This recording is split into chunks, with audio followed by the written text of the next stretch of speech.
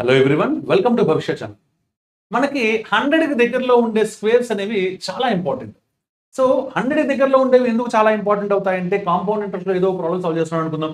నేను 50,000 రూపాయలు ఒకరి దగ్గర అప్పు తీసుకున్నాను అనుకుందాం. అంటే దీన్ని మనం ప్రిన్సిపల్ లేదా అసలు అంటాము.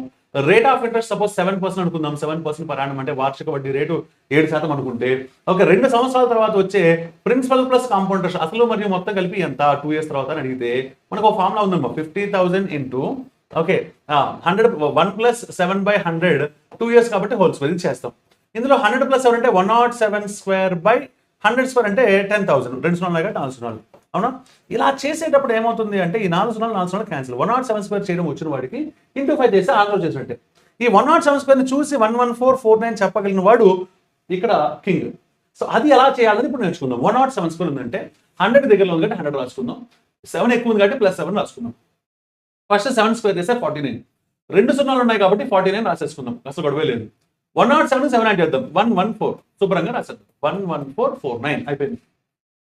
ఓకే, ఇప్పుడు 112 స్క్వేర్ అనుకుంటే 100 దగ్గరలో ఉంది ఫైన్, ప్లస్ 12 ఎక్కువ ఉంది కాబట్టి ఇంతవరకు కూడా ఫైన్.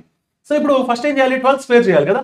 ఈ 12 ని స్క్వేర్ చేస్తే ఎంత వస్తుంది అంటే 144 వస్తుంది. కానీ నేను మీకు ఏం చెప్పాను, రిఫరెన్స్ లో 2 జీరోసే ఉన్నాయి కాబట్టి 2 డిజిట్స్ రాయాలి. అంటే 44 రాసుకుందాం. 1 క్యారీ పెట్టుకుందాం. Okay, good. ఇప్పుడు 112కి 12 యాడ్ చేస్తే 124. మామూలుగా అయితే 124 రాసేవాళ్ళం, కానీ 1 క్యారీ ఉంది కాబట్టి అది కూడా యాడ్ చేస్తే 12544. ఓకేనా? సో ఇది చేసే పద్ధతి. సో మీకు ఈ రెండు అర్థమయ్యాయి కాబట్టి 108 స్క్వేర్ని 113 స్క్వేర్ని మీరు సాల్వ్ చేసి కామెంట్ సెక్షన్లో ఆన్సర్స్ చెప్పండి. ఓకే, అలాగే వీడియో నచ్చినట్టయితే మాకు ఎంకరేజ్మెంట్కి so like, subscribe and share చేయడం మర్చిపోవద్దు. మీ మిత్రులకి బాగా స్ప్రెడ్ చేయడం. Thank you.